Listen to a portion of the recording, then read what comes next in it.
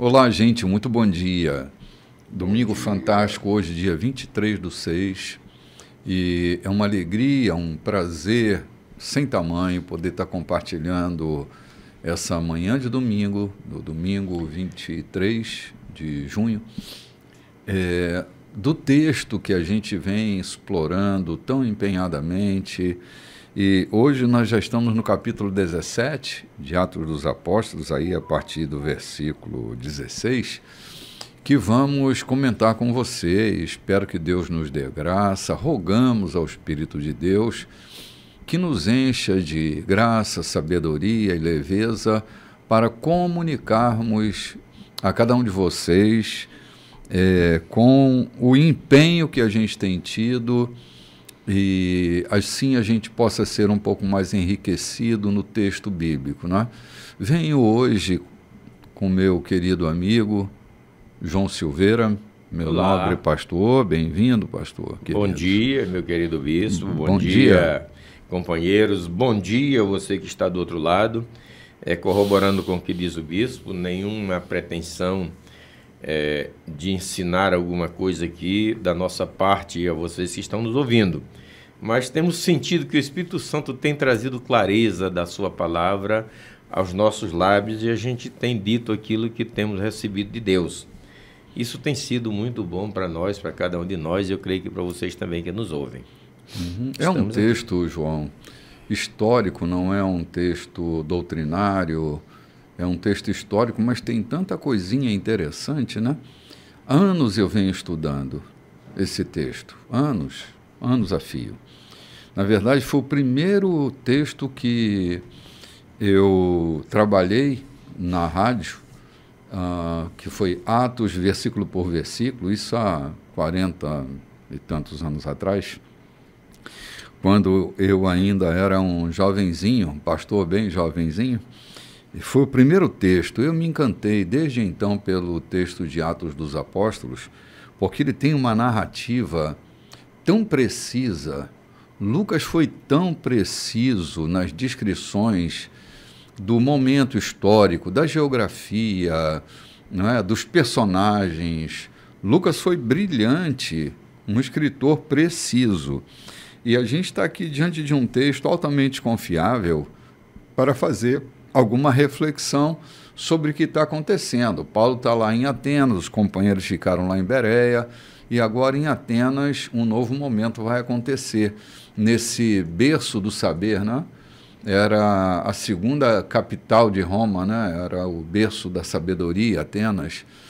Só perdia para Roma no que diz respeito ao status do imperador, né? Sim, mas Atenas era o berço da sabedoria. E também nossa querida amiga Lloyd Nogueira, que hoje está nos abrilhantando aqui com suas vestes brancas, mangas talares. Uau, bufante. Bem-vinda, bufante, sim. Bem-vinda, querida. Oi, meu bispo, pastor João, Diogo. Olá, você que está aí com sua mesa posta, nos esperando pela 92.3. Estamos aqui e hoje nós estaremos dando continuidade, né? Capítulo 17, versículos 16 em diante, onde Paulo, hoje aqui, ele está em Atenas, e hoje ele está um pouco irritado, né, bispo? Uhum. Ele está um pouco irritado aqui, e a gente vai ver... muito desgaste, né? Muito desgaste, é isso, porque, né, o Evangelho, apesar de ser o Evangelho, as boas novas, mas nós, nesse caminho, nós também vamos nos desgastando, nos deixando usar, né? Sim. Nos deixando usar, e Deus vai nos renovando, como águias, como diz no Salmo, né? Nós vamos também nos renovando. As apesar oposições, do desgaste, né, cara? As oposições, as resistências. Não era o evangelho, era a oposição a ele. Oposição. Paulo vem de oposições severas. Ainda há pouquinho, ele quase morre, né? Foi açoitado severamente. Sim. Foi parar na prisão. Quando a gente começa a ler a carta aos Coríntios, ele descreve lá quantas vezes ele foi açoitado, quantas vezes na prisão, em tantos naufrágios, enfim. Essa era uma experiência extremamente desgastante. Em algum momento da história, não sei, talvez na Ásia, Paulo tenha dito: chegamos a pensar em desistir da vida, porque não havia solução, não havia saída, pensávamos que íamos morrer. Então, assim, muitos desgastes. Hoje ainda, longe de comparar os desgastes que Paulo tinha com aquilo que os pregadores hoje têm, né? Ainda assim a gente enfrenta muito desgaste, mentes resistentes, argumentos maldosos, né? Insinuações pecaminosas. Há tanta resistência e tanta oposição que às vezes a gente chega a pensar em dar uma paradinha para respirar, porque é desgastante, sim. A indignação de Paulo, entendo eu, e o desgaste dele partia especialmente porque ele estava sendo acusado ou perseguido pelos seus. Apesar de Paulo ser um apóstolo entre os gentios, mas Paulo tinha o coração voltado para os seus, para os judeus. Veja que em cada cidade que Paulo chegava, ele procurava o quê? A sinagoga. Então ele começava a conversar com o seu povo. E o desgaste de Paulo era exatamente esse. Paulo se desdobrava para tirar aquela condição religiosa e levar os judeus a pensar em Deus, não como um religioso com uma chibata na mão, pronto para castigá-los ou para abençoá-los se eles fossem corretos ou não. E não foi diferente. Paulo estava seguindo só os rastros de Jesus. Veja que a gente passou pelos 4 evangelhos e Jesus nunca se debateu, ou nunca condenou, ou nunca se virou para uma multidão de não cristãos, de não religiosos, para condená-los. Todas as vezes que Jesus se voltava com palavras duras, é para os religiosos.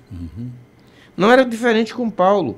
A indignação de Paulo aqui em Atenas era com os judeus lá dentro da sinagoga, os religiosos, que tinham dentro de Atenas uma igreja chamada sinagoga e não influenciavam nada.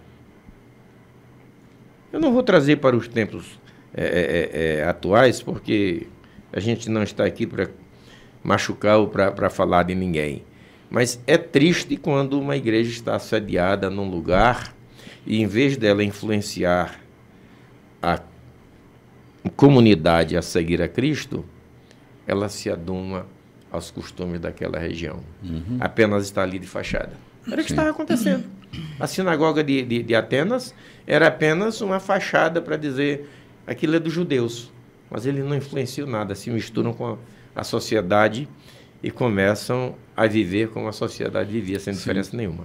Diferente do que acontecia com os do caminho, que onde chegavam, estabeleciam um novo padrão na região, né? Não por impor coisas, mas seu estilo de vida.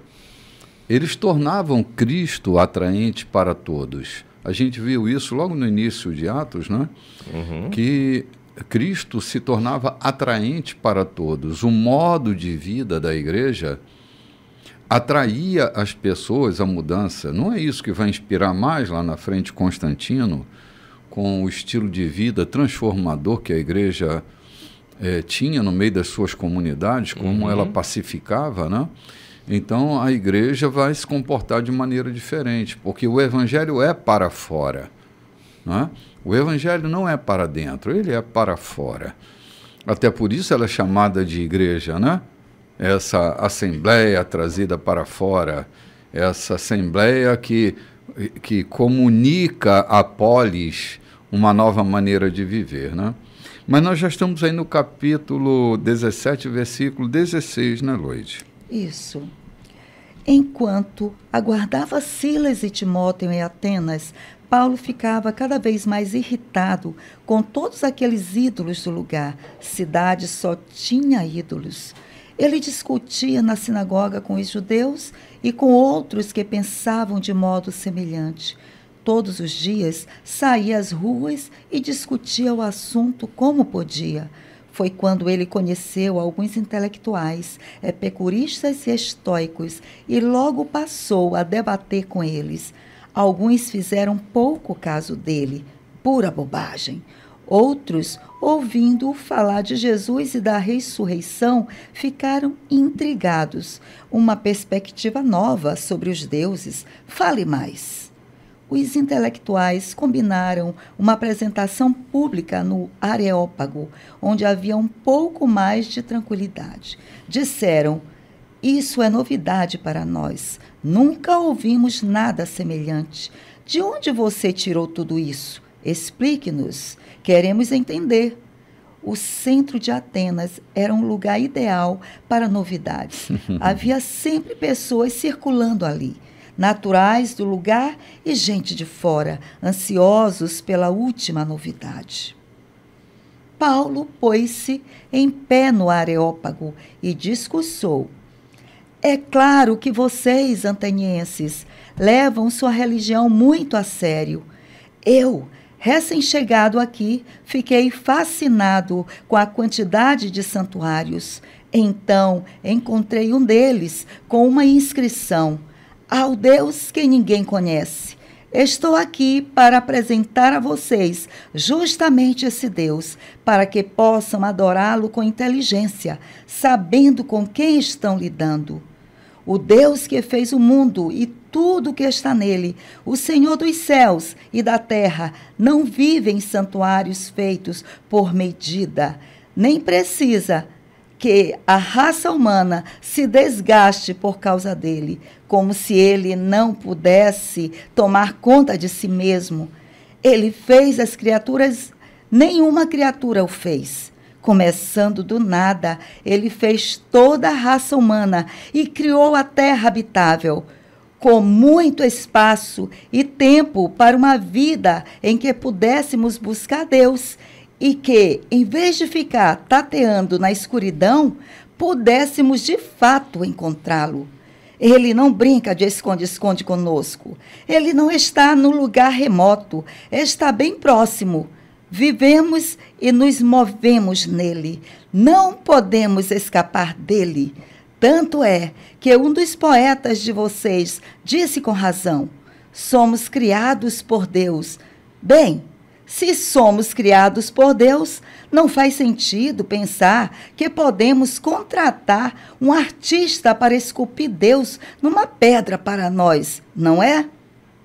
Deus, até agora, não levou isso em conta, pois vocês não conheciam muita coisa. Mas esse tempo passou. O desconhecido é agora conhecido e está pedindo uma mudança radical de vida. Ele estabeleceu um dia em que toda a raça humana será julgada e tudo será acertado. Também já indicou o juiz, confirmando-o diante de todos quando o ressuscitou dos mortos. Ao ouvir a expressão ressuscitou dos mortos, as opiniões se dividiram. Alguns riram dele e começaram a fazer piadas. Outros disseram: vamos discutir esse assunto em outra ocasião. Queremos ouvir mais. Mas era o suficiente por aquele dia e Paulo foi embora. Houve ainda os que foram convencidos ali mesmo e creram. Eles se uniram a Paulo, entre eles Dionísio, o Areopagita e uma mulher chamada Damares. Caramba! Coisas impressionantes acontecem aí nesse dia, né? O argumento sólido, oportunista de Paulo, ao localizar aquele altar vazio e sustentar diante dele, João, com a leveza e a clareza que lhe era sempre muito peculiar, Paulo não está titubeando, ele está ali com toda a firmeza. E tem um texto desse que Paulo cita ali, que me impressiona muito, que ele diz: acaso Deus precisa de alguém advogando para ele, né? Eu achei muito interessante como, às vezes, a gente encontra advogados de Deus sem nenhuma necessidade, estão aí esbravejando para tudo quanto é canto, né? Tentando defender Deus de alguma coisa, como se houvesse alguma necessidade disso acontecer, né?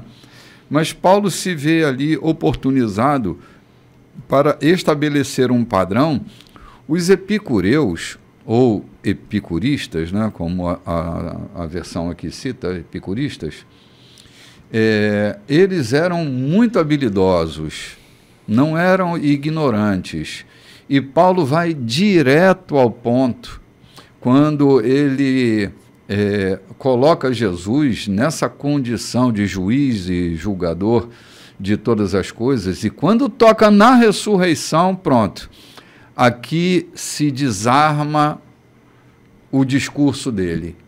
Embora muitos abracem, porque a proposta da ressurreição é uma proposta muito sedutora, uma proposta muito intrigante, porque não se conta a história de alguém que tenha ressuscitado dentre os mortos para se tornar senhor da vida e das riquezas insondáveis, e Paulo está ali. Paulo era habilidoso demais com a palavra, né? Muito, falando para esses intelectuais sobre uma adoração inteligente, adorar com inteligência. Adorar com inteligência, exatamente, Maravilhoso demais. Ele falando que aqui sobre essa maneira deles viverem, ele está falando, e não foi esse Deus, o Criador de tudo isso que vocês adoram, né? Vocês adoram a natureza, adoram tudo isso, e quem fez? Quem fez o ser humano? Foi esse Deus. Sim. Vocês estão tateando no escuro. Paulo é maravilhoso. O que me traz muita atenção e reafirma de fato a minha fé é que o Deus que te manda, o Deus que te determina, não importa se a cidade está cheia de filosofia, se está cheia de epicureus, se está cheia de políticos corruptos, se está cheia disso ou daquilo. Você foi para fazer um trabalho e você faz o trabalho que tem que fazer. Veja que em Filipos, Paulo começou pregando o evangelho aonde? Dentro do xadrez. Dentro do xadrez. Então não interessa, não importa aonde você vai começar, mas se você vai determinado por Deus, você vai para fazer. Paulo começa numa sinagoga tratando com os religiosos. Alguns ouvem Paulo falar de alguma coisa sublime e decidem levar Paulo a um lugar mais sublime, um lugar menos livre de confusão. Não era uma religião, não era um lugar religioso, era um lugar onde se discursava sobre as novidades, a filosofia, sobre as descobertas filosóficas da época. Então levaram Paulo para aquele lugar. Quem levou Paulo tinha sede de ouvir mais, de aprender mais, porque em Atenas não se dizia que a filosofia chegou e parou ali. Não, novidades, pessoas vinham trazendo novidades. E vinham para saber de novidade. Para saber de novidade e trazer novidade. Era o centro da coisa, a coisa rodava ali. Apesar de que eu entendo que também gostavam de uma fofoca, né? Mas a coisa rodava ali, pessoas vinham trazendo seus conhecimentos, levando seus conhecimentos, porque eles entendiam que dali havia disseminação de toda a filosofia grega para o mundo. Chega Paulo trazendo uma novidade desconhecida até então. Alguns chamaram Paulo de paroleiro, outros disseram, não, o cara tem um tino bonito, o cara tem entendimento do que fala, nós precisamos ouvi-lo. Então, o que é que eu vou repetir aqui? É que uma igreja montada numa comunidade voltada só para si, ela não consegue influenciar nada. Mas um homem cheio de Deus pode mudar o destino de uma cidade. Eu já contei aqui no programa daquele jovem, e eu conheci aquela cidade há muito tempo, pastores que passaram por lá, nunca mudaram, a miséria estava ali o tempo todo. Chega um pastorzinho lá, pastorzinho digo porque era um homem novo, com conhecimento de técnica agrícola, e começa a trabalhar na área da técnica agrícola e mudou a filosofia da cidade, mudou a cultura, mudou a economia da cidade e, por conseguinte, tornou o evangelho simpático a todo mundo. Então, Paulo chega ali em Atenas. Apesar de já existir uma sinagoga judaica, Deus não era conhecido. Percebem isso? Sim.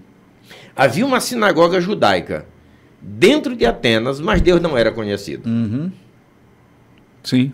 Aí chega apenas um homem. Eu não sei quantos eram os membros daquela sinagoga, mas chega apenas um homem cheio de Deus, cheio da graça, cheio da convicção de que ele estava ali para pregar o evangelho. e não se incomoda com o combate dos judeus e anuncia Jesus. E o que o texto finalizou dizendo? Que mesmo deixando para ouvir no outro dia, mas muitos já se decidiram em crer. Verdade, cara. Foi impactante como que Paulo não preconceitua, nem ofende aqueles caras, né? Mas ele está ali não é para ofender, porque ele está ali para expor o Evangelho, para anunciar as boas novas, para falar da ressurreição, não para implicar com as pessoas e advogar Deus. A expressão desse texto aqui, né, que diz que Deus não vive em santuários feitos sob medida, nem precisa que a raça humana se desgaste por causa dele, como se ele pudesse, se ele não pudesse tomar conta de si mesmo, né? Então não é isso, não é isso. Paulo está ali para deixar jorrar o Evangelho para aquelas pessoas que nunca haviam ouvido falar de Jesus e da grande operação da ressurreição.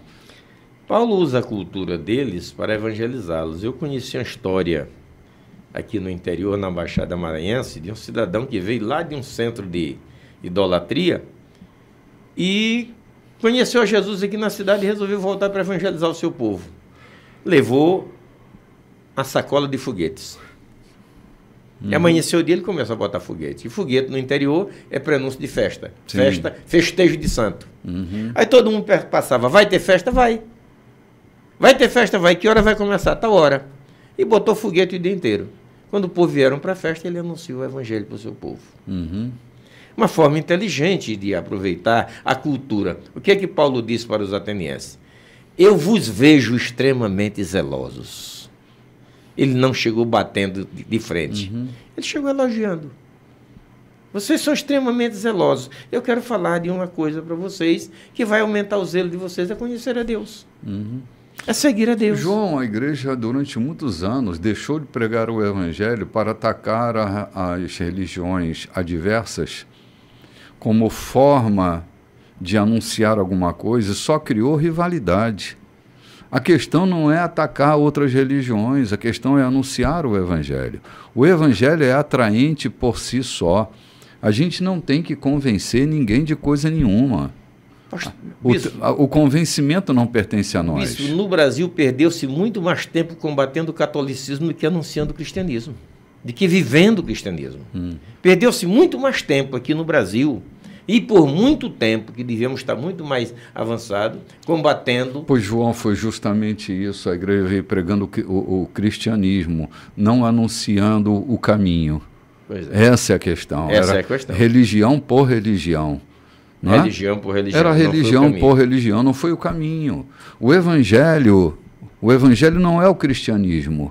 O cristianismo, a gente já tocou outro dia, é uma invenção, uma criação. É um partido político do Constantino. Exatamente, de Constantino, exatamente. É um partido político do Jesus Constantino. não criou cristianismo nenhum. Jesus criou, não é? Nele, né? Um caminho nele. Eu sou o caminho. Me percorram, andem em mim. Quem me segue, não anda em trevas. Exatamente. O que Jesus apontou foi um caminho para si.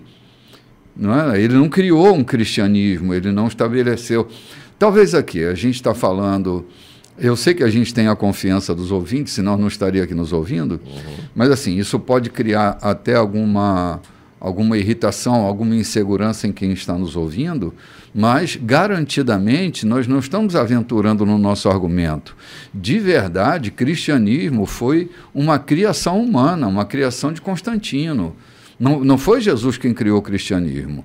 Jesus estabeleceu um caminho leve, sereno, de paz, um caminho de volta para si, um caminho que é ele mesmo. Então, essa coisa do pregar o cristianismo é pregar o cristianismo para outros cristãos e misturando nessa guerra ideológica, nessa guerra religiosa, né? Então, pregue o caminho e você vai ver o efeito que isso vai produzir na vida da comunidade, né? Ele nunca disse tornareis cristãos, mas meus discípulos. Meus discípulos, exatamente. É essa coisa simples, João, que no meio do caminho a gente absorveu, né? E infelizmente está dando hoje doenças na gente, preconceituosas, porque a gente não está entendendo a leveza do caminho. Mas vamos ali tomar um cafezinho e a gente volta já já. Olá, gente, estamos de volta. E quando nós saímos para o comercial, eu estava falando dessa questão tão preconceituosa que nós do mundo evangélico, o mundo protestante, digamos assim, que só nascemos há 500 anos atrás, temos umas implicâncias muito desnecessárias, João. Aquele grande dia do Senhor será surpreendente. Eu fico pensando aqui, antes de 500 anos, ninguém era salvo. Se só são salvos os evangélicos, antes de 500 anos, quem era salvo? Né? Esse preconceito protestante é um preconceito muito desnecessário. Talvez por políticas mesmo, né? E Deus sabe que políticas, a gente tem preconceituado tanta gente, né?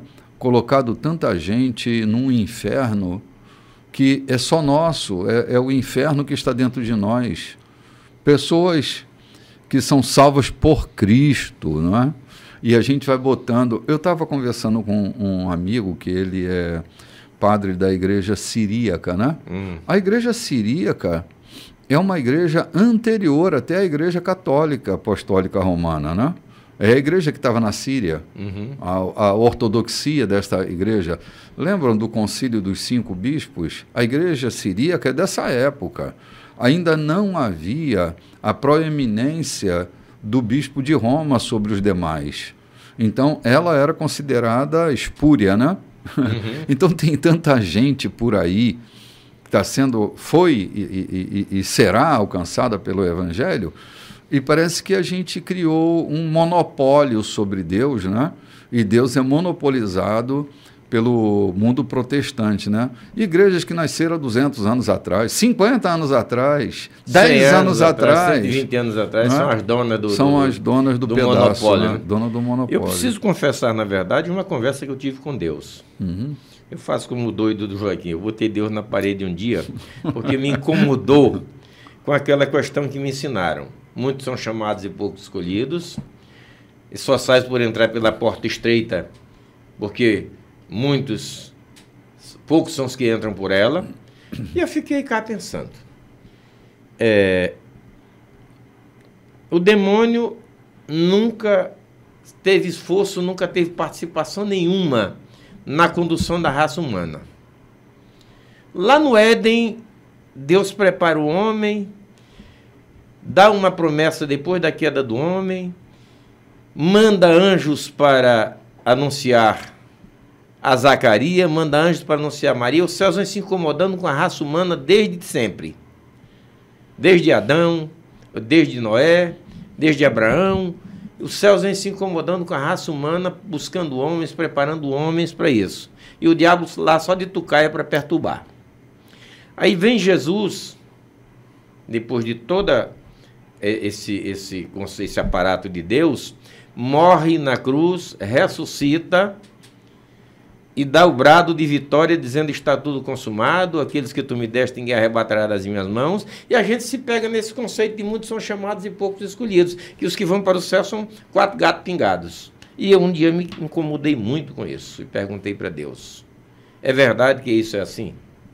Se num jogo de peteca o vencedor é quem leva a maior parte e deixa o outro liso sem nada, esse é quem leva, e nós temos uma expressão bíblica: se Jesus é mais que vencedor, por que o diabo tem que ter mais gente para levar para o inferno do que Jesus para levar para o céu? Segundo o conceito que nós apuramos, que nos ensinaram, que a porta é estreita, são poucos os que entram por ela, que largo a porta, espaçoso é o caminho, essa coisa toda, que poucos são os que irão para o céu. Eu perguntei isso a Deus, numa conversa minha com ele. A primeira coisa que ele me disse foi: pare de ser Elias. Como é que é, Deus? Elias. A prepotência de Elias ao orar a Deus disse, eu fiquei sozinho. Para, Elias, que para cada um pretensioso da tua marca eu escondi 7.000. E eu creio que para cada crente pretensioso que acha que só a denominação dele leva para o céu, Deus tem 7.000 correspondentes a ele para a eternidade. Deus, e é só isso? Disse, não, muda o teu conceito de pensamento, quem são os que chegarão à eternidade, os que eu alcancei, não é os que estão na tua igreja, simplesmente. Muda o teu conceito. Aí a minha visão se abriu, eu passei a entender que não é da forma que a gente foi ensinado. O contingente divino daqueles que estão por Deus. Ou foi ensinado ou aprendeu, né, Ou João? fui ensinado ou aprendi. Talvez eu tenha sido de fato ensinado. Há muita coisa que eu aprendi que ninguém me ensinou. Eu aprendi de forma torta. Inclusive dirigir carro. Aprendi por conta. E quando fui tirar a carteira, o instrutor disse, você vai estragar muito carro por aí, porque você aprendeu de forma torta. Então, há muita coisa que a gente aprende por conta própria. Mas nesse caso que eu estou dizendo, é provável que eu tenha sido ensinado de fato. E aprendi dessa forma e precisei desaprender, porque estava indo de encontro ao sentimento do meu coração. E eu precisei desaprender. E desaprendi numa conversa com Deus. Sim. Acontece coisas, né? A gente muda.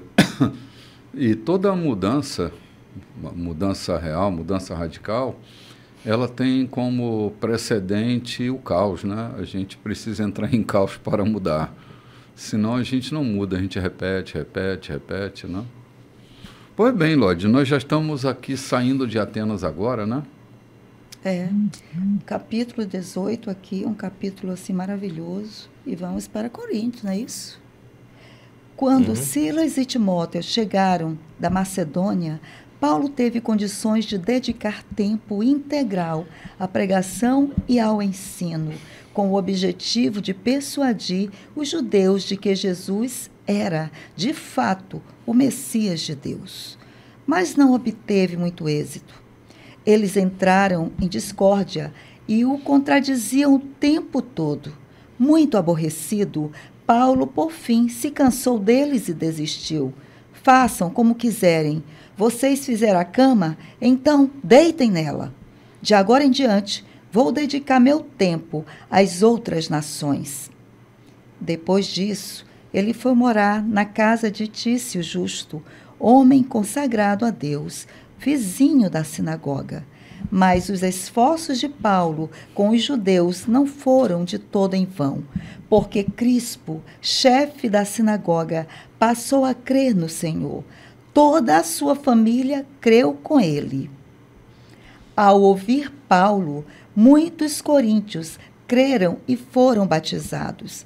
Certa noite, o Senhor falou a Paulo num sonho: fique firme. Não permita que ninguém o intimide ou silencie. Não importa o que aconteça, estou com você e ninguém poderá feri-lo. Você não imagina quantas pessoas tenho nesta cidade. Era tudo que ele precisava ouvir. Morou ali 1 ano e meio, ensinando a palavra de Deus com fidelidade aos coríntios. Mas quando Gálio se tornou governador da província da Caia, os judeus instigaram uma campanha contra Paulo, levaram-no ao tribunal e o acusaram. Este homem está levando o povo a realizar cultos ilegais. De Atenas, Paulo foi para Corinto. Ali conheceu Áquila, judeu nascido no Ponto, e sua esposa Priscila. Eles tinham chegado havia pouco tempo da Itália, porque o imperador Cláudio havia expulsado os judeus de Roma. Paulo ficou com eles e trabalharam juntos na fabricação de tendas. Todos os sábados ele estava na sinagoga, procurando converter judeus e gregos a respeito de Jesus. A multidão na rua agrediu Sóstenes, o novo chefe da sinagoga. Diante do tribunal, Gálio não moveu um dedo, foi descaso total. Depois de ficar mais um pouco em Corinto, chegou a hora de Paulo se despedir dos amigos e navegar para a Síria. Só um instantinho, Lloyd. Essa passagem de Paulo por Corinto, né? Ele tem ido com a mesma força da pregação, anunciando a Cristo, né? E novamente ele encontra umas barreiras aqui em Corinto, né? Quando ele é instigado, né? E argumentam contra ele que ele incita o povo a fazer culto ilegal, né? Uma ilegalidade no culto, porque não obedece aquele mesmo critério daquela comunidade que não muda nada, né, João? Como você citou ainda há pouco, uma comunidade que está ali, mas não muda absolutamente nada. Os rumos da sua comunidade estão inalterados. Está tudo indo de acordo com o que sempre foi. Não há mudança, não há transformação. O sentido da igreja é justamente esse, né, que João pontuou ainda há pouco, que se a igreja não é capaz de mudar os rumos da sua comunidade, ela não tem o direito de ser chamada de igreja, não é? E Paulo está muito aborrecido com isso, porque ele está ali pregando o evangelho, ele está lá falando sobre que, de fato, Jesus era o Messias, era esse caminho, né, proposto, era esse caminho, Jesus, era o Messias, o Filho de Deus, mas não teve muito êxito nisso. Houve discordâncias, houve discussões, ele novamente muito aborrecido, que ele chega um momento que ele diz assim, eu vou desistir, me cansei de vocês, eu vou desistir, agora eu vou levar a palavra para outros povos, para outras nações.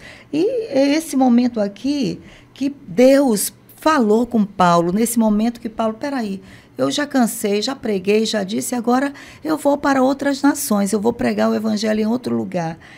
Aqui eu vejo duas coisas, eu vejo aqui Paulo, ele tentando pregar e o momento que ele caiu em si, né? Ele disse, não, peraí, já chega, eu já falei, tem um momento que a gente tem, bispo, que entender, já fiz, agora eu preciso levar para quem quer, de fato. E ele aqui diz, agora eu vou para outro lugar, eu vou levar Jesus, essa palavra, para quem de fato quer. E foi nesse momento que foi preciso Deus falar com Paulo, dizer para Paulo, olha, não desista, não se intimide, não silencie.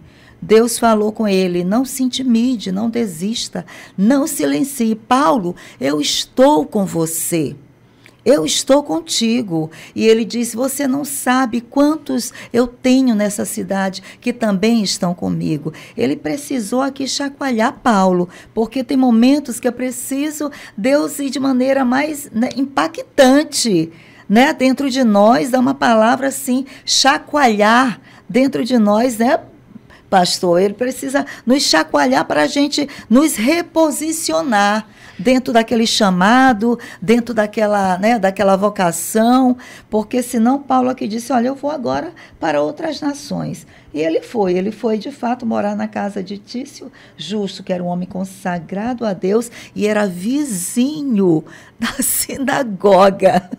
Eu acho que era tudo que Paulo precisava, desse homem aqui que era vizinho da sinagoga, que era um homem influente. Eu vejo aqui uma estratégia de Deus, né, a favor de Paulo.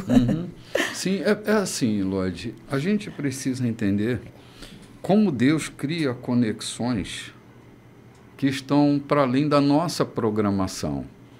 Deus sempre colocará alguém ali. Ele sempre colocará alguém ali. Porque a palavra, ela não vai ficar imobilizada. A mensagem, ela é livre. A mensagem não é aprisionada nem impedida por quem quer que seja, pelo que quer que seja. A mensagem sempre vai correr solta e Deus sempre fará conexões para que a palavra continue livre. não é? É. Ele disse, você não sabe, Paulo, quantos eu tenho, né, nessa cidade. Aí ele começou aqui colocando esse homem que era vizinho da sinagoga. Sim. Já era alguém que ele já estava conectando a favor de Paulo. Sim. Quando Paulo sai de Corinto e vai a Atenas, ele recebe a visita, o apoio de um judeu que foi expulso de Roma. A gente pouco se atenta para isso, mas foi uma queda, ou, aliás, foi um peso muito grande, todos os judeus serem expulsos de Roma. Lembra o que está dito aqui? Cláudio tinha mandado que todos os judeus saíssem de Roma. Ou seja, Roma estava vazia de judeus, e eles se espalharam. Havia projeto divino. Chega um rapaz chamado Áquila, com esposa, não fala que eles tinham filhas, mas pessoas muito dedicadas. Se junta a Paulo, isso em Corinto, e começam a trabalhar não na pregação do Evangelho, mas na fabricação de tendas. O que é que eu me atenho nisso aqui? A gente já tem falado isso aqui. Salvo engano, foi para o bispo Renato que chegou uma mãe dizendo, você poderia colocar o meu filho no seminário? Eu acho que o meu filho tem a tendência para ser pastor. Já fez vários vestibular, passa, mas não consegue continuar na faculdade. Até se formou, mas não consegue uma profissão. Então, acho que ele deve ser pastor. Ou seja, como se pastor fosse aquele que não dá para nada. Paulo, apesar de todos os atributos que tinha, Paulo era um homem talvez dos mais preparados da época. Paulo era um homem de formação superior. Não sei se tinha medicina, mas outras formações Paulo tinha. Mas entre elas, Paulo tinha também o ofício de fazer tendas. É uma necessidade que nós temos.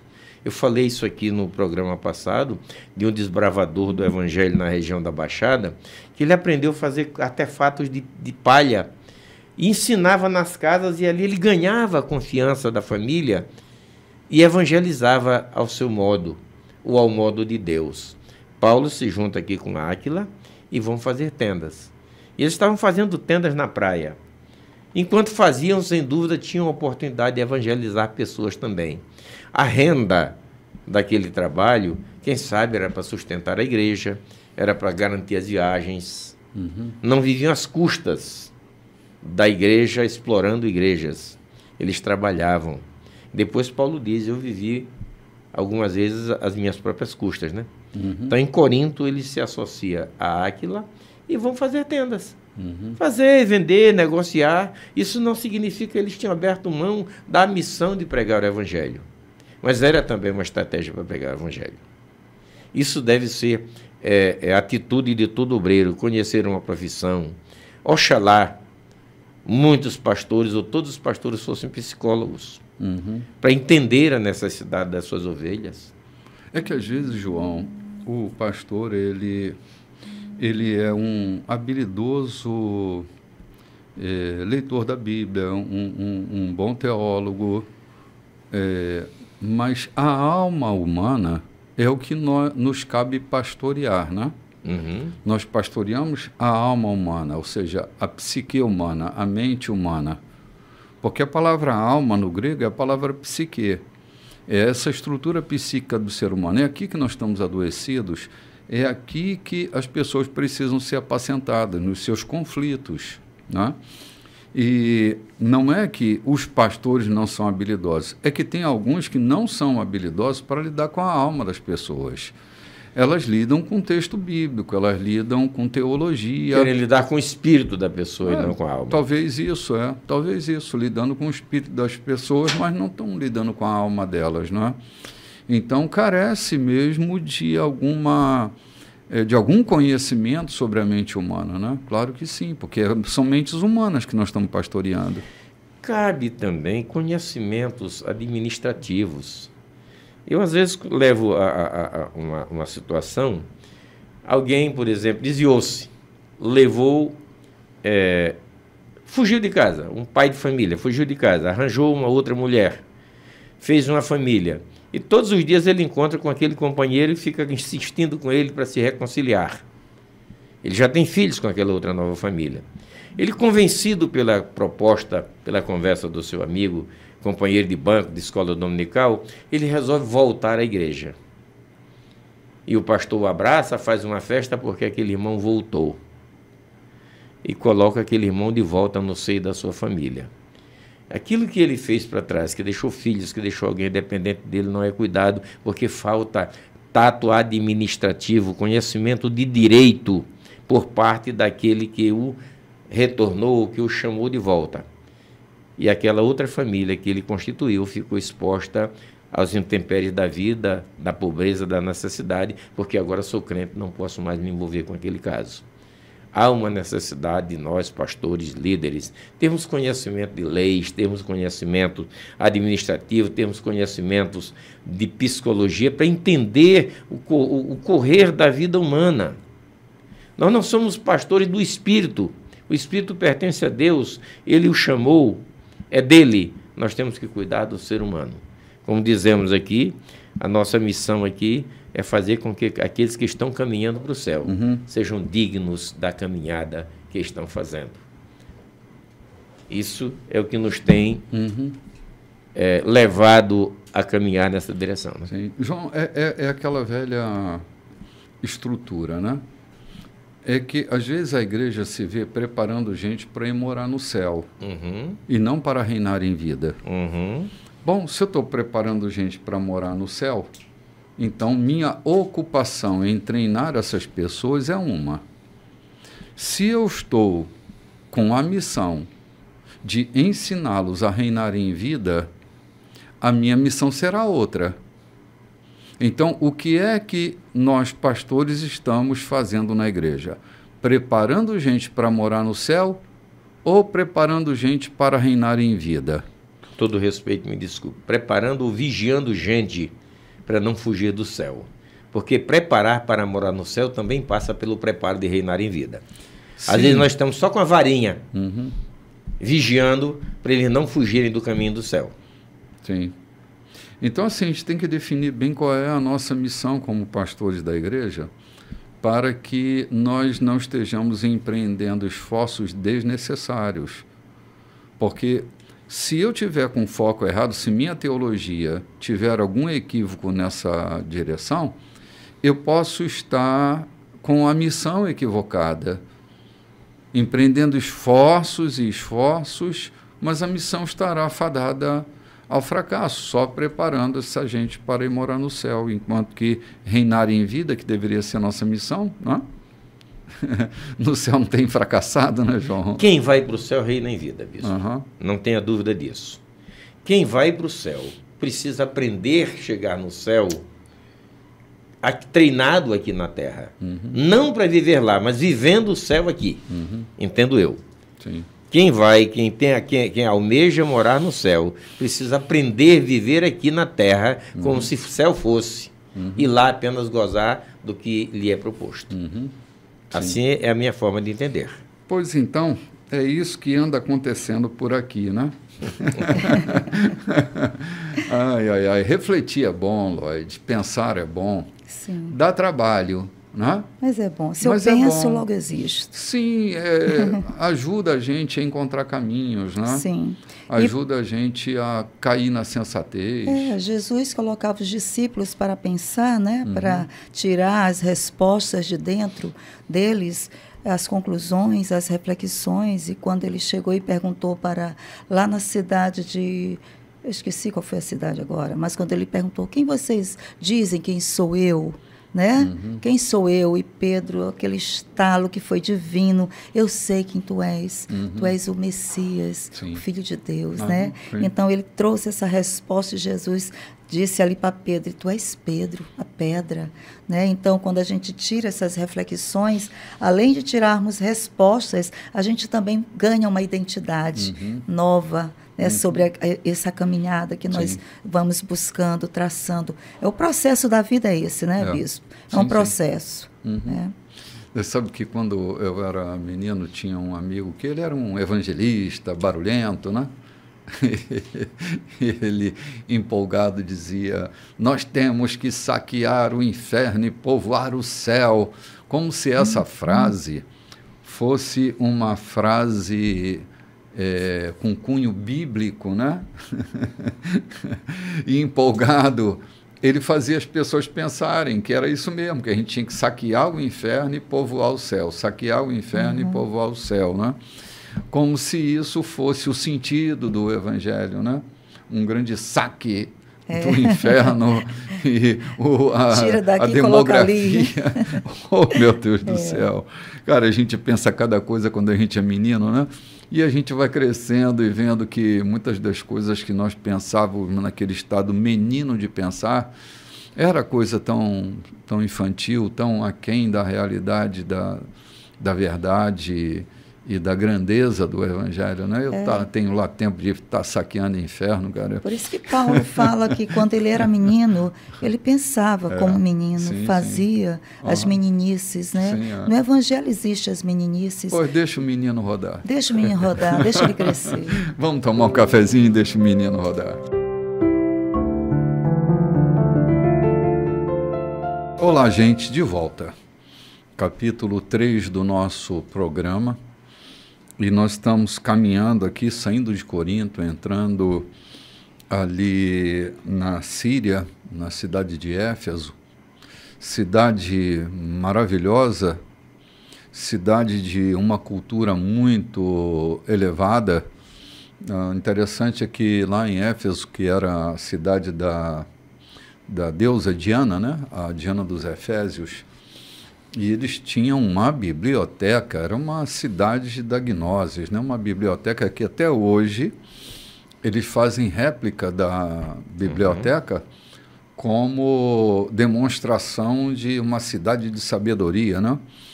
Minha mãe teve recentemente, não tão recente, mas em Éfeso, e ela trouxe para mim a réplica de da biblioteca de Éfeso, né?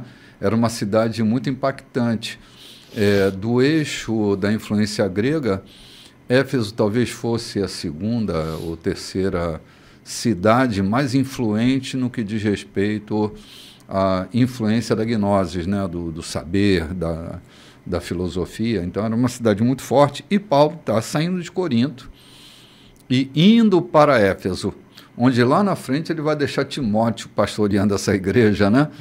Uma igreja com uma complexidade tão grande, uma cidade de um matriarcalismo muito forte, e Paulo vai deixar Timóteo pastoreando essa igreja. Mas não chegamos a essa hora.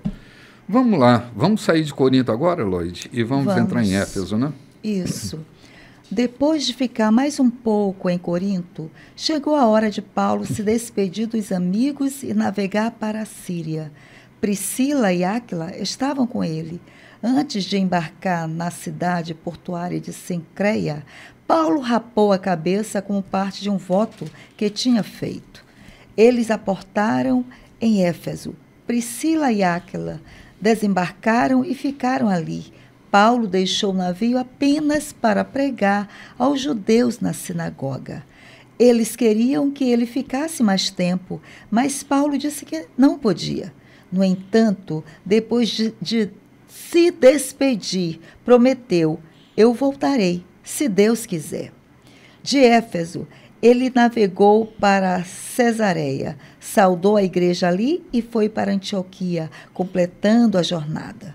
Depois de passar um tempo considerável com os cristãos de Antioquia, Paulo partiu outra vez, agora para a Galácia e a Frígia, refazendo a antiga rota, cidade após cidade, sempre encorajando os discípulos. Só um instantinho, só dar uma paradinha aqui. Cara, o trabalho apostólico de Paulo era fantástico. Essa coisa dele voltar de cidade em cidade para fortalecer os irmãos é de uma sensibilidade. Lembra que Antioquia é esse ponto de envio, né? É o ponto de envio, ele sempre volta para Antioquia e de Antioquia ele retorna, né? Esse trajeto de Paulo, para mim, é encantador, porque denota a responsabilidade que Paulo tinha com aquelas cidades onde ele havia deixado uma semente frutificando, né? E ele volta para conferir. É o trabalho apostólico, né? Ele vai, semeia, deixa ali uma igreja estabelecida, e depois ele volta para verificar como que essa igreja está se desenvolvendo, mostrando para a gente que trabalho apostólico não é trabalho midiático. Trabalho apostólico é trabalho de checagem, de fundamentação, de supervisão, de entregar a sua vida. E Paulo está ali desenvolvendo essa movimentação apostólica. Aqui a gente vê o ministério apostólico acontecendo de fato, né? Uhum. Que é um trabalho de todo dia, dia a dia, de ir e vir, de conferir, de animar, de fortalecer. E ele está cumprindo o trabalho apostólico dele, né? Além disso, nesse ínter, ele escreve cartas a essas igrejas, né? Uhum. Escreve várias cartas, e as cartas eram para dirimir problemas, Sim. para ensinar, Uhum. para encorajar. Só Ou para seja, Corinto ele escreve 3 cartas, mas né? não é, ele não é um obreiro irresponsável, né? Também não se sente dono, Uhum. porque, infelizmente, uns são irresponsáveis, passam pregando e nunca mais voltam, porque o seu caráter ou a sua vida não fala tão bem de si. Pregam o evangelho, mas a sua vida não fala tão bem de si, e vão se indo. Outros se tornam donos, se assenhoriam, faz daquele o seu ministério, e se tornam senhores de tudo isso. Uhum. Tanto nas finanças, quanto em número, tem uma igreja com tantos. Paulo não, Paulo fazia isso com liberdade. Ele passava um ano numa igreja, 2. Eu lembro que ele voltava a Antioquia, e lembrei de quando Josué comandava o exército de Israel, havia um ponto chamado Gilgal, né? Era o ponto de reabastecimento. Eles iam para as guerras e voltavam para Gilgal. Parecia um oásis, um lugar, um ponto onde o seu exército se reabastecia, se refortalecia para as próximas empreitadas, né? Então Antioquia era essa igreja de Gilgal. Eles voltavam sempre para lá, como se dissesse: eu vim aqui receber vocês, instrução, oração, porque ali estavam os mestres, né? Os doutores estavam ali. E Paulo, apesar de ser um desses mestres e doutores, também voltava ali para reabastecer o seu ânimo e voltar para continuar a sua jornada. E foi nessas que ele teve alguns naufrágios, algumas dificuldades, e isso não o fizeram desistir. Porque Paulo, o dia que recebe de Cristo a missão de pregar o evangelho, ele não titubeia. Ele não titubeia, não. Ele vai caminhando, ele disse que chegaria a ponto de desistir, mas não desistir. Foi dado como morto, foi descido por cesto, entendeu? Foi à noite, levaram ele até a praia, embarcaram em navios. Outras vezes eles despediram ele a público, orando com ele em pleno público, né? Mas a jornada linda, e ele nunca desistiu disso. Era um apóstolo de fato. Oxalá, hoje, nós tenhamos homens com esse caráter, com essa determinação, com essa vontade de confirmar as igrejas, de passar confirmando as igrejas e não apenas explorando-as. É a missão do apóstolo, né? Sim, lógico. Desse enviado, né? Essa é a missão, sair, plantar uma igreja, né? E sair depois, deixar ali alguém para o crescimento dela, o desenvolvimento, e depois ir para o outro lugar, mas sempre é esse enviado. Ele não faz nada por conta própria. Paulo tinha recebido uma palavra do Senhor: eu estou contigo. Eu estou contigo, não se abale. Ele disse: não silencie. Né? E era esse momento de Paulo levantar e novamente seguir caminho. Ele poderia ter ficado paralisado quando aqueles judeus, né, não quiseram mais nada. Ele disse: pronto, eu desisto de vocês. Mas não foi para paralisá-lo. Aquilo foi um momento. Ele disse: bom, eu tenho que entender que este povo aqui, por enquanto, já recebeu a porção, a medida que deveria ser recebida. Agora eu tenho que ir para o outro lugar, né? Mas não paralisar, estagnar. E Paulo entendeu isso muito bem, porque por isso que ele é apóstolo, né? Que é esse enviado do próprio Deus. Como ele disse, não foi ninguém. Eu fui enviado do próprio Deus, foi ele que me enviou. é por ele que eu estou aqui. E isso é maravilhoso. Essa é a grande diferença entre os apóstolos e os apóstolos, né? Porque hoje a gente tem uma dinâmica muito diferente da missão apostólica, né? Desse despojamento. Os apóstolos eram completamente despojados. Eles não tinham interesse econômico sobre a igreja não era a sua fonte de abastecimento, era a fonte do seu derramamento, né? Então, Paulo está aí caminhando, já saiu de Éfeso novamente, ele entra rapidinho, sai de Éfeso, passa um tempo considerável ali com os cristãos de Antioquia, né? Nós paramos aqui no verso 23, foi isso, Lloyd? Ah, não, versículo 24. 24. Nós paramos no 23, realmente. O 24 vai nos dar a chegada de Apolo, né? Sim. Depois de passar um tempo considerável com os cristãos de Antioquia, Paulo partiu outra vez, agora para a Galácia e a Frígia, refazendo a antiga rota, cidade após cidade, sempre encorajando os seus discípulos. Foi então que um homem chamado Apolo apareceu em Éfeso. Ele era judeu, nascido em Alexandria, no Egito, orador muito capaz, eloquente e excelente pregador. Conhecia bem o caminho do Senhor e era cheio de entusiasmo. Seu ensino a respeito de Jesus era preciso até certo ponto, pois ele só conhecia o batismo de João. Priscila e Áquila o ouviram quando ele pregou com poder na sinagoga. Depois o chamaram à parte e o deixaram a par do restante da história. Apolo decidiu seguir caminho até a província da Acaia. Os amigos de Éfeso deram sua bênção e escreveram uma carta de recomendação, na qual pediam que ele fosse recebido de braços abertos. A boa recepção foi recompensada. Apolo revelou ser um grande auxílio para os convertidos pela imensa graça de Deus. Ele era muito bom no debate público com os judeus, pois apresentava provas convincentes pelas Escrituras de que Jesus era de fato o Messias de Deus. Que bom. Cara, olhar essa narrativa me inspira muito, que é o reconhecimento daqueles nossos amigos que fazem bem determinadas coisas. Nós estamos num mundo onde há uma mentalidade de escassez tão grande que ver o outro fazendo alguma coisa muito bem, a gente se intimida porque acha que com a evidência do outro a gente se a palavra se perdeu aqui. Com o reconhecimento dos outros, a gente acaba se desidentificando nesse processo. E não é verdade. O reconhecimento é uma das formas mais sublimes da gente amar, né? Reconhecer aquilo que o outro faz bem. A narrativa de Lucas sobre Apolo, ela é tão inspiradora, não é? Ver que tem um cara que faz muito bem, ver que os outros discípulos estão também vendo que ele faz a coisa muito bem, que ele tem notoriedade, né? Que publicamente ele se desenvolve bem.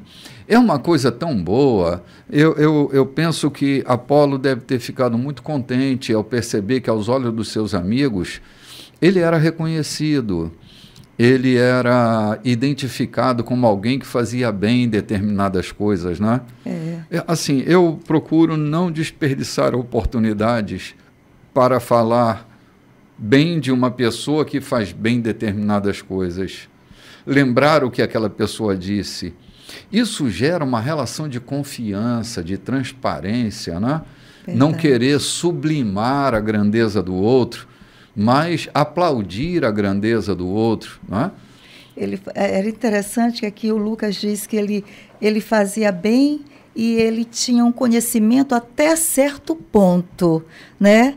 E dali desse certo ponto chamou a atenção de Áquila e Priscila, porque aqui que eles ouviram pregando, ele disse, está faltando alguma coisa. Aí nessa fala do Apolo, vamos chamá-lo à parte. olha aqui, esse chamá-lo à parte é muito bacana, sabe? Não chamar a atenção ou de uma forma indiscreta, né, abrupta, mas eles chamaram a atenção, censurar a fala do outro pelo que ainda não sabe, ou ainda é ignorante, aquela parte no sentido de não saber que não sabe, né? Sim. Chamaram ali a parte e ensinaram Apolo. Agora, existe essa palavra, né? Existe o Messias e falou sobre o Evangelho, sobre o batismo com o Espírito Santo, sobre agora essa proposta nova, e ele recebeu. Acolheu, é? Acolheu, porque é interessante, porque Apolo era grande, eu acho que tão grande, e eu não vi essa grandeza assim do lado do Áquila e Priscila diante desse, né? Desse poder, essa eloquência, essa excelência da oratória, né? Mas ele se submeteu a esse ensino. Olha aqui, isso foi bacana, né? Sim, a grandeza de Apolo está justamente no acolhimento de alguma coisa que vai acrescentar. Sim. Gente grande não é gente que rejeita a fala do outro. Gente grande é gente que acolhe eternamente a fala do outro. Com humildade diante de Áquila e Priscila, né? Que aqueles dois ensinaram, né? Era um casal. Sim. Então precisamos de mais Áquilas e Priscilas. Um casal que pode nos ensinar aquilo que ainda não sabemos. Nos acolhe e diz, fulano é muito bom, mas que tal potencializá-lo ainda mais? E acolher acrescentando aquilo que ainda não tem. Né? Apolo era muito bom, mas quando juntou esse casal, ele viu, tem algo que pode fazer parte do teu ministério. Não foi como o Simão, que quis aquilo que não era para ele, né? É verdade. Quis comprar aqui um ensino, quis comprar um poder. E aqui não, Apolo lhe faltava. E o Áquila e Priscila, esse casal que estava atento a essa necessidade espiritual desse rapaz, né? E acrescentou. No começo do capítulo, a gente começa a ver Lucas falando da chegada de Áquila e sua esposa. Né? Foram expulsos de Jerusalém e não se ativeram à sua expulsão, talvez perderam lá em Jerusalém o seu status quo, na Itália, talvez tenham perdido o seu negócio, a sua função, mas não se deram por vencidos, saíram na completude do Evangelho, na caminhada do Evangelho. Encontram Paulo, dão suporte para Paulo, continuam na vida deles fazendo tendas e falando a respeito das coisas de Deus, confirmando também as igrejas onde passavam. E eles estavam ali, em Corinto, estavam ali esperando que Deus mandasse para eles. De repente Deus manda Apolo.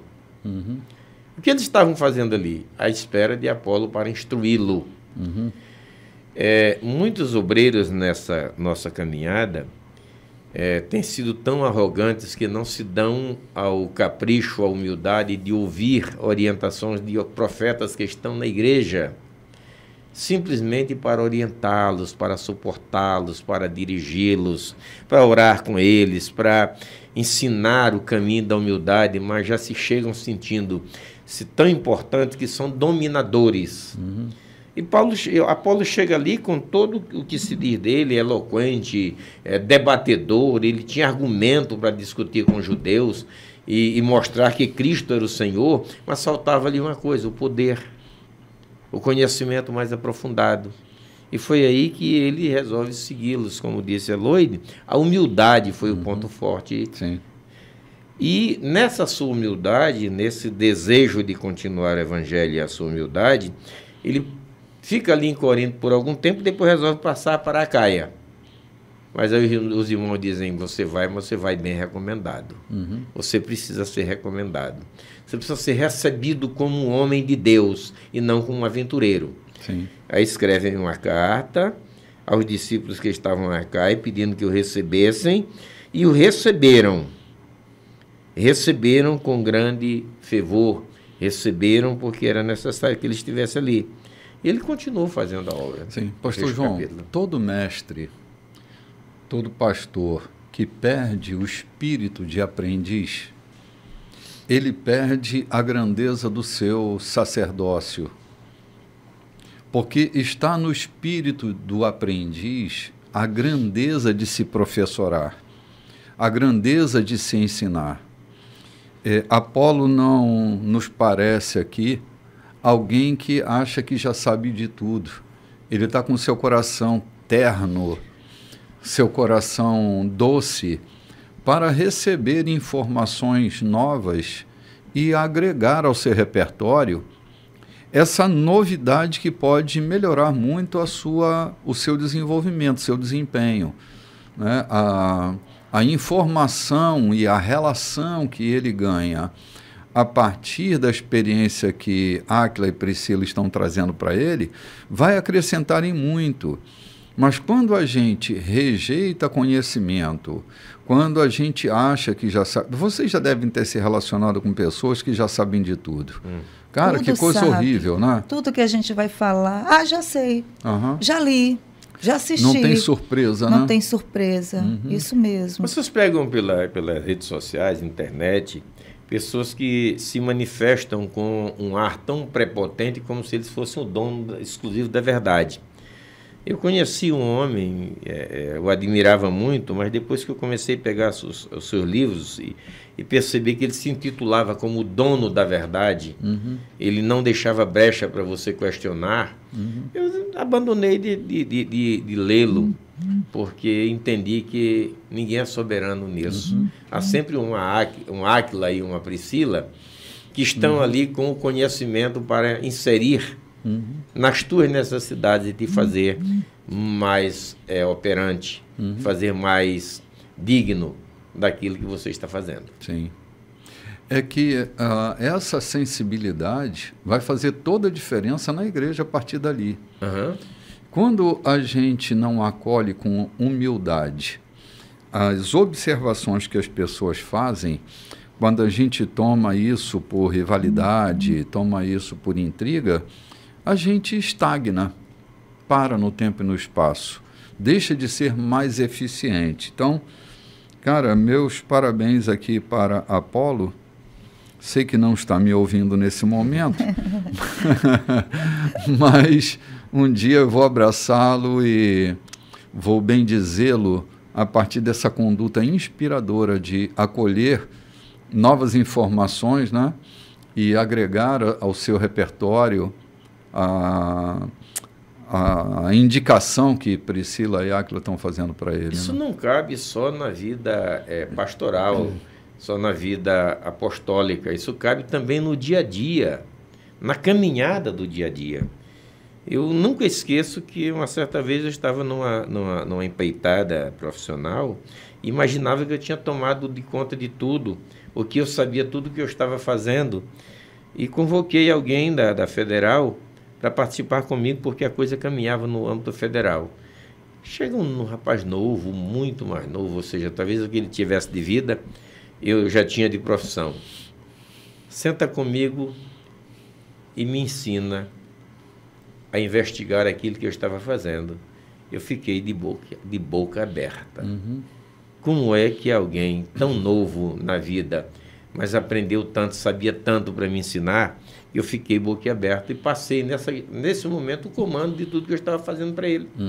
Porque ele era mais digno do que eu naquilo que estava sendo feito. Sim. Então, isso que a gente está falando de Áquila, né? Ou de Apolo. A decisão de aprender para continuar. Se nós não aprendemos na vida, no dia a dia, na criação dos filhos, na forma de criar os filhos. Eu lembro, ainda bem menino, o meu pai, no zelo do cuidado com os filhos, de querer que respeitassem a todos, quis bater num filho porque chamou um homem pelo codinome. E aquele homem era um homem analfabeto. E o meu pai olha e reclama para o filho porque chamou ele pelo nome que era conhecido, né? E ralha para o menino, para o meu irmão, e o homem olha para o meu pai e diz: você já ensinou meu nome para ele? Meu pai baixou a cabeça e pediu desculpas, porque um homem aparentemente indouto, sem nenhuma noção, tinha um conselho, tinha uma orientação para dar, como ele melhorar o seu convívio com seus filhos. Então, isto que nós estamos vendo aqui entre Apolo, Áquila e Priscila, deve ser também seguido na nossa vida profissional. Sim, não havia vaidade para canto nenhum, né? Nem Priscila e Áquila, nem Apolo, não havia soberba, vaidade, arrogância. Eu ouvi de um pastor velho assim, a gente ensina a ser crente, agora quer passar à nossa frente. Mas não é para isso que a gente está ali, ensinando os crentes a passarem à nossa frente? Não é essa a missão de todo líder? Fazer dos seus liderados pessoas melhores do que ele? Não é essa, finalmente, a nossa missão? De fazer com que os discípulos que andam conosco possam ir mais longe do que nós já fomos? Se eu estou aqui construindo uma sociedade para ser pior do que eu... Ou no mínimo do meu tamanho, onde é que nós vamos chegar? Onde é que nós vamos chegar? Essa coisa de líderes que cortam asas daqueles que estão aprendendo a voar, não sabem que eles estão comprometendo o futuro.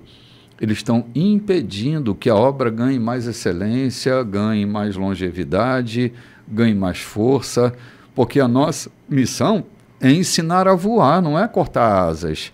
Não é a tarefa de adestrar e colocar dentro de uma gaiola.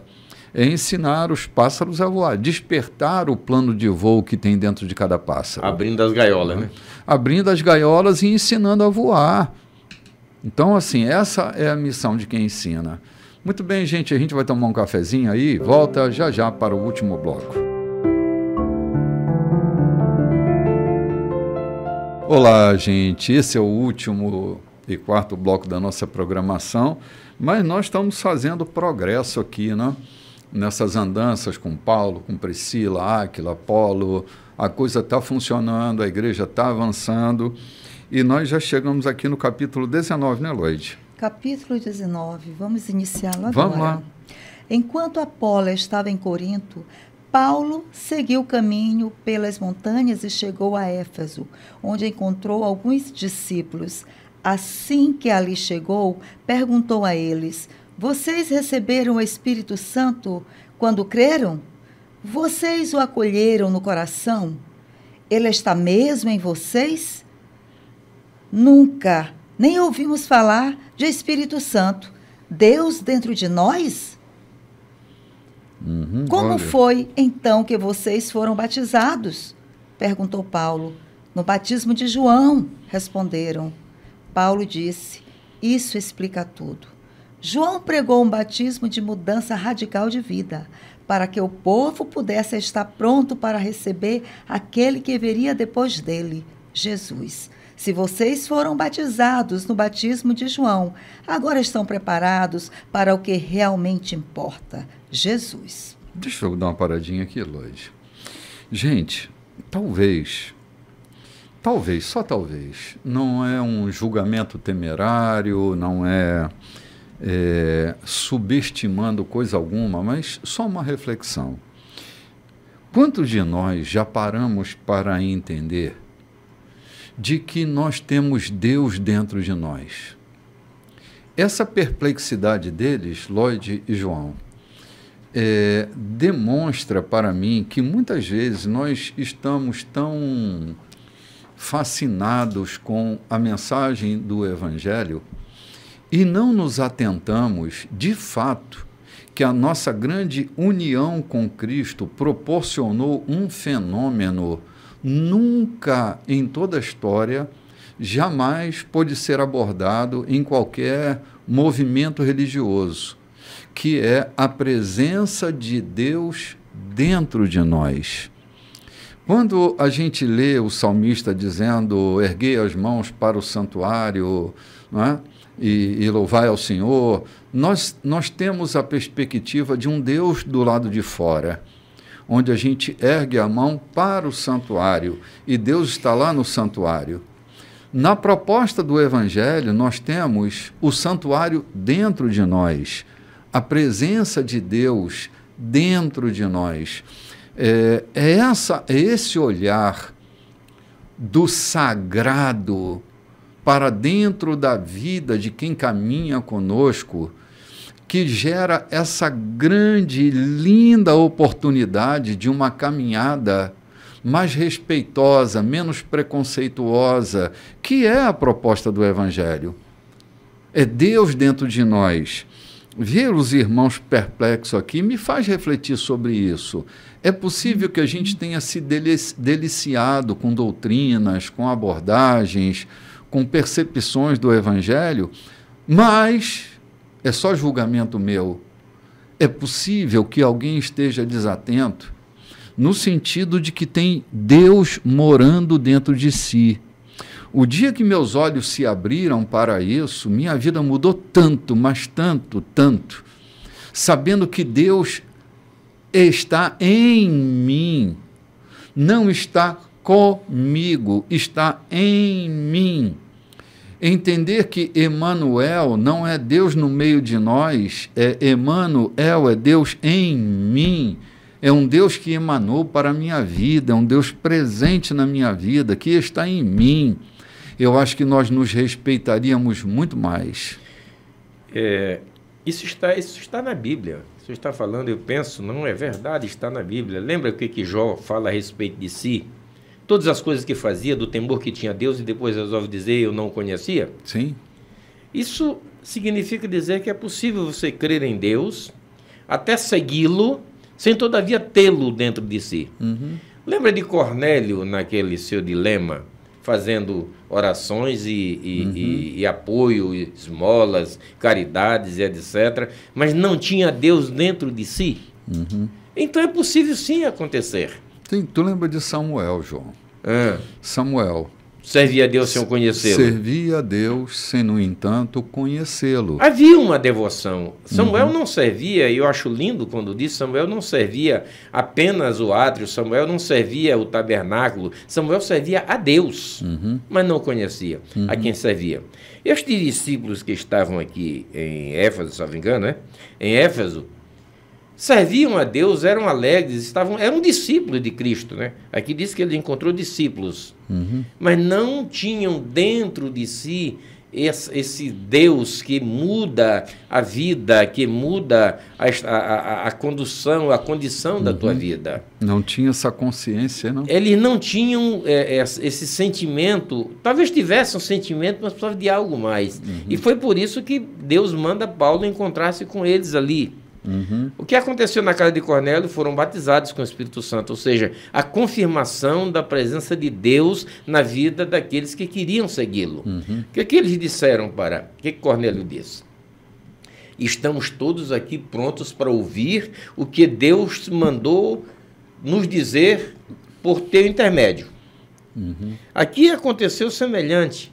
Os discípulos estavam ali em Corinto esperando, ou em Éfeso, esperando o que Deus havia mandado a respeito, ou para eles, por intermédio de Paulo. O que precisa é que nós tenhamos a consciência de que nas nossas igrejas não tenhamos só que pregar, pregar e pregar, mas levar os crentes a um encontro real com Cristo. Não é levar uma igreja cheia daqueles que costumeiramente vêm à igreja, dão glória, trazem dízimos e ofertas, fazem um barulho, mas não conhecem a Cristo, porque lá fora, quando os embates da vida os sobrecarrega, eles não sabem o que fazer, porque não tem dentro de si, na verdade, o Deus que resolve tudo. Então começam a chamar um Deus lá do céu, a semelhança do meu filho. Uma certa vez socorreu alguém que ele não sabia que eram 2 sequestradores, e quando ele viu, quando ele descobriu o que era, ele resolve dizer: Deus, eu não tenho crédito nenhum contigo, mas eu sei que os meus pais têm. Então, por amor aos meus pais, me socorre, me livra dessa. Não havia, na verdade, dentro dele essa consciência da morada divina. Ele apelou para os pais. Isso é possível acontecer em muita gente.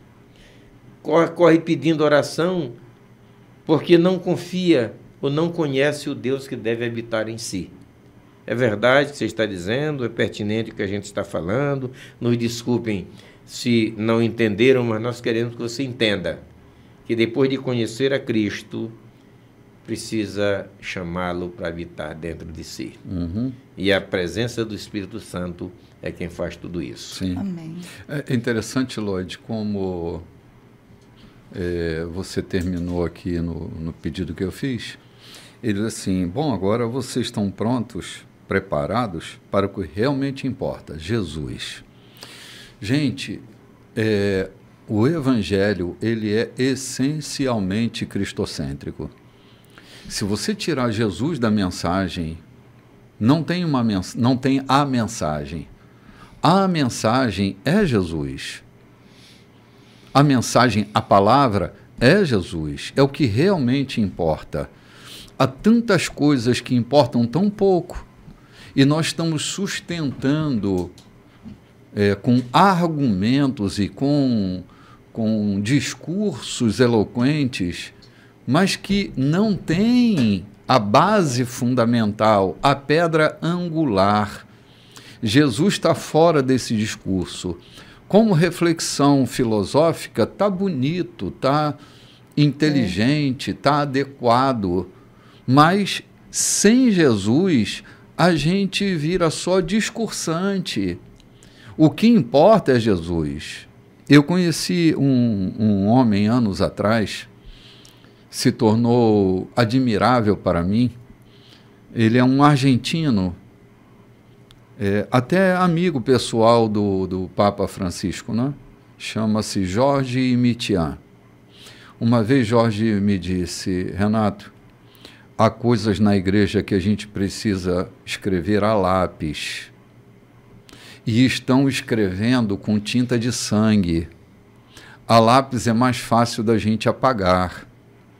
Com tinta de sangue você não tem mais como apagar. Então tenha cuidado ao dizer coisas na igreja que você não pode mais reparar, que você não vai conseguir consertar. Porque muitas coisas que hoje a gente entrega a vida da gente por apologia, por defesa, não é?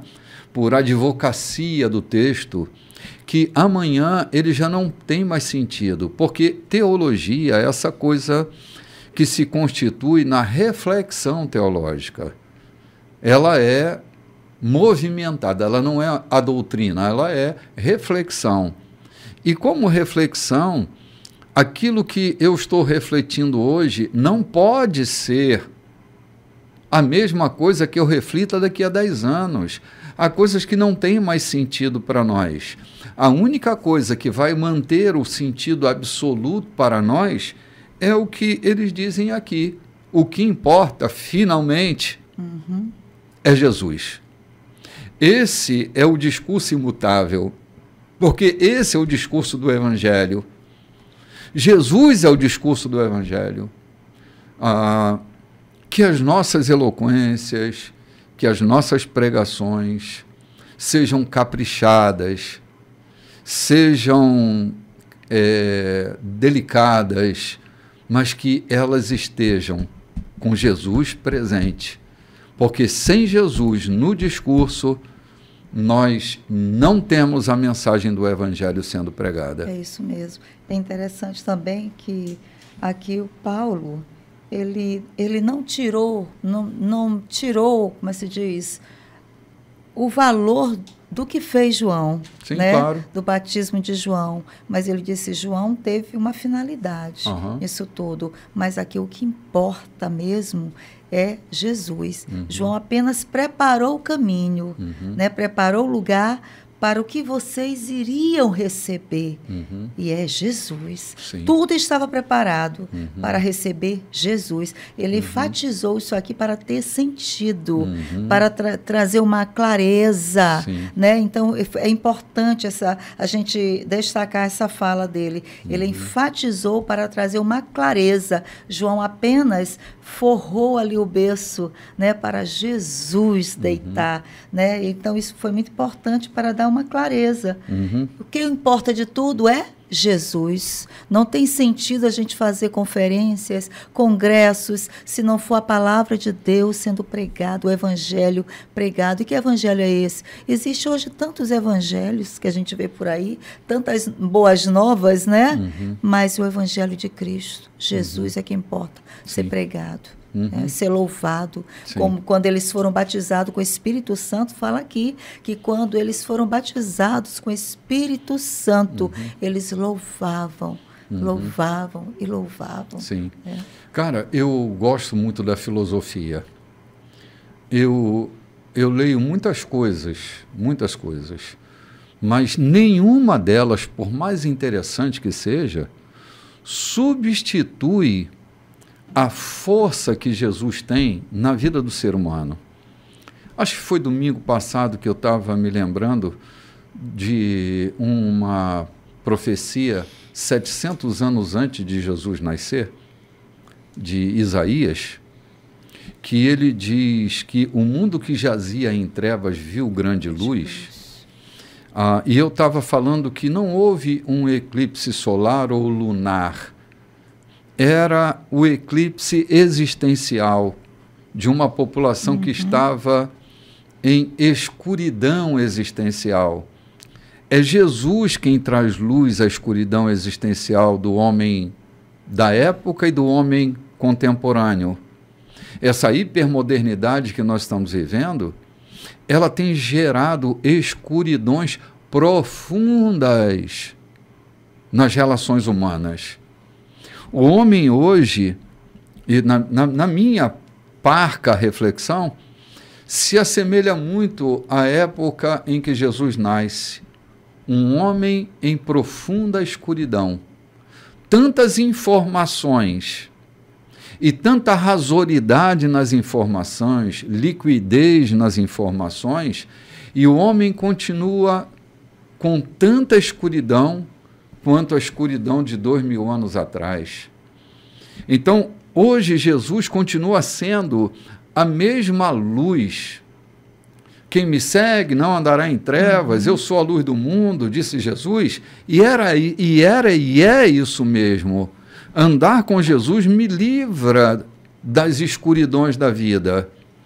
Esse cárcere que a alma humana da nossa época tem se mantido prisioneiro e refém desse cárcere, só pode ser libertado com a pregação da mensagem. E a mensagem é Cristo. Se nós somos pastores da igreja têm uma mensagem só, não tem duas mensagens. A nossa mensagem é Cristo, por todos os lados, em todas as direções. Não dá para a gente se apartar dele. O desfolhar de conhecimentos bíblicos, né? Alguém outro dia estava me dizendo com muito orgulho que era biblicista. Eu acho bacana, legal que seja biblicista, mas eu me arrogo na simplicidade de ser crístico. De ser crístico. Para mim, precisa estar em Cristo. Se está na Bíblia e não está em Cristo, o meu interesse é tudo que está em Cristo, porque eu sou um cristão. Eu sou um seguidor do Messias, eu sou um seguidor de Cristo. Então precisa estar em Cristo. Ele é a minha chave hermenêutica para interpretar a vida. Amém. Não só para interpretar a Bíblia, mas para interpretar a vida. Então esse centro de Cristo na nossa vida, no nosso discurso, na nossa interpretação, nas nossas chaves, é que vai levar à eficiência da pregação do Evangelho, né? Caramba, falei demais hoje. Isso é o que importa, Jesus. Jesus, isso é o que importa, Jesus. Vamos lá. E eles estavam preparados, né? Ele diz, e eles estavam. Assim que ouviram isso, foram batizados no nome do Senhor Jesus. Paulo impôs-lhes as mãos sobre a cabeça e o Espírito Santo veio sobre eles. E louvavam a Deus em línguas e falavam a respeito dos atos de Deus. Havia cerca de 12 pessoas ali naquele dia. E em seguida, Paulo foi para a sinagoga. Ficou na cidade 3 meses, trabalhando para apresentar a eles o reino de Deus de maneira convincente. Mas começou a surgir resistência por parte de alguns que começaram a espalhar boatos sobre o estilo de vida cristão. Paulo retirou-se, levando os discípulos com ele, e se estabeleceu na escola de Tirano, ministrando aulas diariamente. Fez isso por 2 anos, dando a todos na província da Ásia, judeus e gregos, ampla oportunidade para ouvir a mensagem do Senhor. Oh, meu Deus, que coisa! 2 anos ali, Lloyd. Paulo é aqui como é que aquele animal que muda de cor? Camaleão? Pode ser um camaleão. Faz tenda, dá aula, faz de tudo. Sim, mas para apostolar é necessário mesmo que isso aconteça. Né? De acordo com a necessidade do momento, tem que se fazer essa demanda, né? Sim, exatamente. A gente se move de muitas maneiras para que Cristo seja conhecido, para que Cristo seja facilitado, né? Para que Cristo seja apresentado sem barreiras.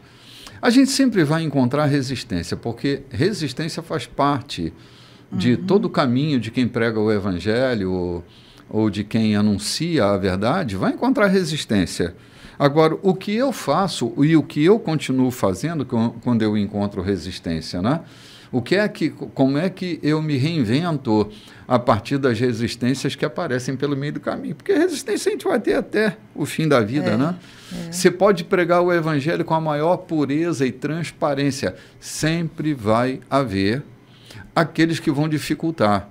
Eu me lembro de que, alguns poucos anos atrás, eu fazia citação de uma fala do Francisco de Assis, que até ultimamente eu tenho repetido essa fala, que Francisco de Assis dizia: prega o Evangelho e, se for necessário, use as palavras. Rapaz, eu enfrentei resistências de pessoas que achavam que eu estava frustrando a pregação do Evangelho, o discurso da pregação, a evangelização. E o que eu dizia tinha mais profundidade, ou tem mais... Francisco de Assis estava com mais profundidade. Ele falava do desfolhar do Evangelho a partir da nossa vida. Né? Mas, infelizmente, às vezes a gente quer sustentar Jesus num discurso.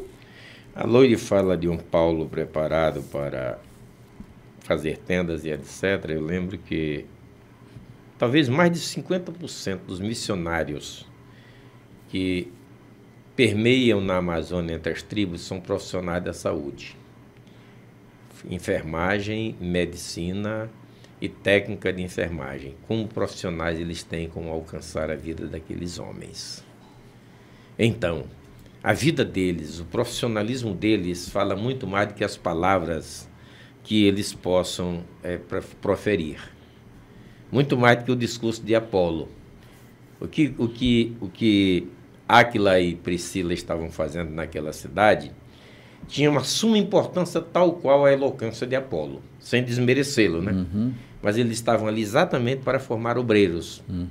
Então, o que eles faziam era muito mais do que o que eles falavam. Eles pregavam o Evangelho fazendo. Há muitos missionários na Amazônia e outros países por aí que foram como profissionais liberais. Porque a sua profissão... Por exemplo, a Zilda Arnes, lembra da Zilda Arnes, que morreu claro. no Haiti? O evangelismo que aquela mulher fez naquele país, na sua profissão, foi muito maior do que na sua fala. Muito maior do que na sua fala. Sim. Isso é muito lindo. Jesus é muito maior. Ele não cabe exclusivamente no nosso discurso, João. Ou Jesus, ele está na nossa vida, né? Ou ele é em nós mais do que o que nós falamos. Sim, exatamente. Porque ele é muito maior.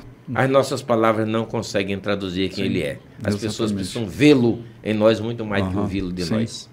Quando eu vejo logo no início de Atos dizendo que a palavra crescia e se multiplicava, eu vejo a importância que tem a palavra que está na nossa vida. O que crescia e multiplicava eram as palavras vivas. Não era verbalização. Não, eram as cartas vivas, não eram as impressões de textos. Nem havia impressões de textos. Não havia. Com certeza não havia. Para você ter uma ideia, nas sinagogas não tinha toda a Torá, tinha partes, porque era muito raro, muito difícil, não é? A escrita de uma Torá para estar dentro de uma sinagoga, né? Quantos rolos eram precisos, né? Para que tamanho de biblioteca teria isso, né? A palavra que se crescia e se multiplicava é aquela de João 1. No princípio era a palavra. Era a palavra, era o verbo, Era o verbo estava com Deus. Então o que se multiplicava era o verbo, o Cristo, na vida das pessoas que caminhavam na direção dos outros. Sim.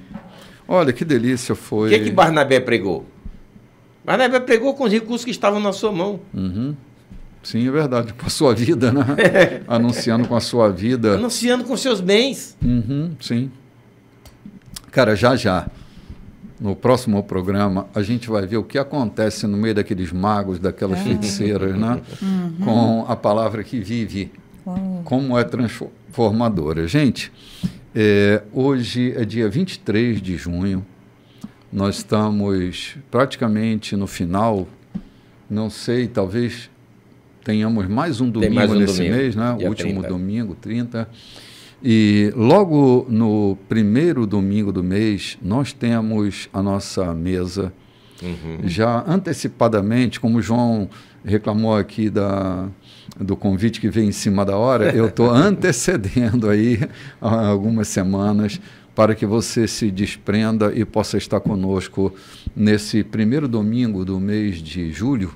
Será o meio do ano, né? Mas hoje, às 19 horas, por esta mesma rádio, você pode nos ouvir, ouvir a palavra de Deus, e pode estar conosco a partir das 18h30 na rua Santo Antônio. Número 14? Ou número 14, desculpe, foi mudança. Entendeu? Você pode vir, há um amplo estacionamento, há seguranças te dando a proteção ou te cercando de cuidados, há um abraço, um sorriso te esperando e há uma palavra partindo do trono de Deus. Sim, venha estar conosco, gente. Forte abraço, bom domingo para todos. Shalom. Shalom.